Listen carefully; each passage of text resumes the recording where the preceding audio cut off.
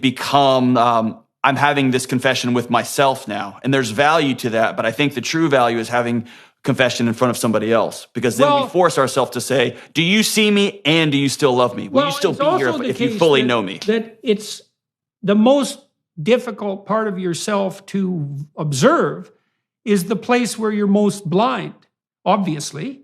And so you can journal and you can concentrate on yourself, but that still might produce a situation where your blindest spots stay blind.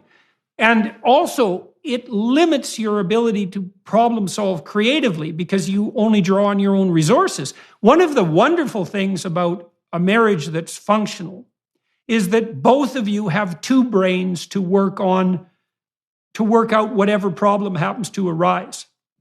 And part of the reason that marriage is difficult is because life is difficult, and you have to jointly confront the actual problems of life, which is what makes marriage different than dating, for example, or different than an affair, which is a wish fulfillment fantasy in some sense of all the intimacy with none of the problems.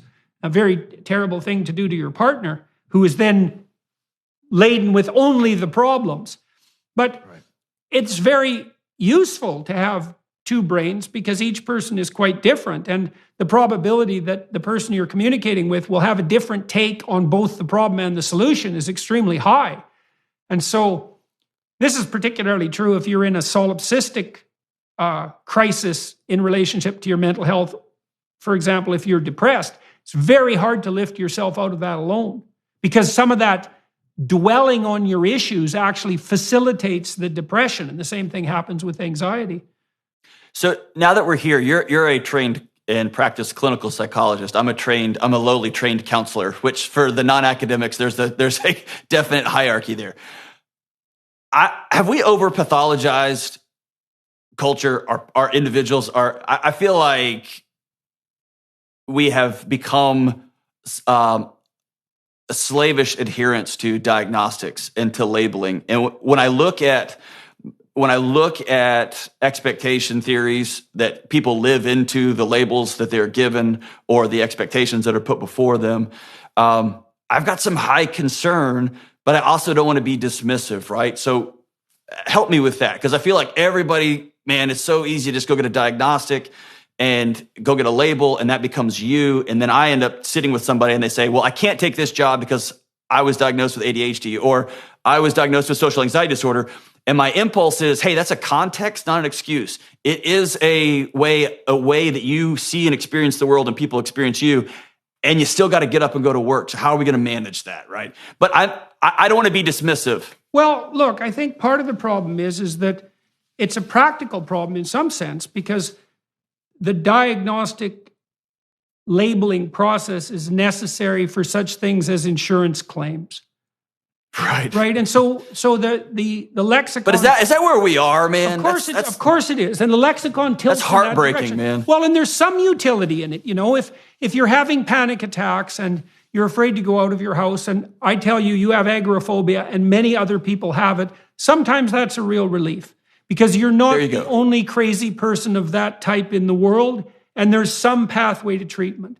But I was trained fundamentally as a behaviorist, and the behaviorists aren't that, what would you call it, impressed with diagnostic labels. And the reason for that is that they tend to break down problems into actionable units. It's like, well, I'm depressed. It's like, well, okay, fair enough. But what's wrong with your life and your mood in the micro details? And how could we address that programmatically? And I think the problem with diagnosis is that it's really easy to confuse diagnosis with cause. Right? Well, I'm miserable. Why? Well, because I'm depressed. Now, well, maybe you have a biochemical problem, but absent that, depression isn't a black box with homogeneous contents. There's specific reasons that you're miserable and unhappy. And what we need to do is to break down those reasons, differentiate them down to the level of detail where you can start to experiment with addressing them. And so if the diagnostic enterprise interferes with that, then it's counterproductive. And that happens very frequently. Yeah. I remember the first time one of my students was hospitalized for major depression and suicidal ideation. I was taken aback that the first couple of days after, they had gotten sleep and were fed, the protocol was, your job is to get up and go take a shower, and then you can go back to bed. We're going to take these tiny steps towards, right? That's, my friend Dave Ramsey, it's, okay, we're going to get $1,000. Sell whatever you got. Sell your famous guitar. We're going to get $1,000 in a savings account first. And you're going to breathe for the first time. And then we're going to pay off your debt. And then right? It's these tiny baby steps towards, and again, I think we've been sold a bill of goods that mental health is, I just got to get all the right thoughts in the right order. And there's something I think we just swiped off wholesale, the behaviorist approach. I just don't see that working out, man. I think we have to often act our way into a different way of thinking and experiencing the world. Well, the other thing, too, that people should take heart in consequence of is that, as you pointed out earlier, when we were talking about the cascading effects, let's say, of sorting out how you have dinner with your family, there's multiplying effects. Well, it might be very disheartening to see at what small scale you have to begin improvements, right? Yeah. But the truth of the matter is that tends to scale exponentially. Is once you start making improvements, the improvements feed back upon themselves. And so even if you have to start out small, it doesn't take very long before you're on the upward trajectory, and it's not linear. You can fail precipitously, right?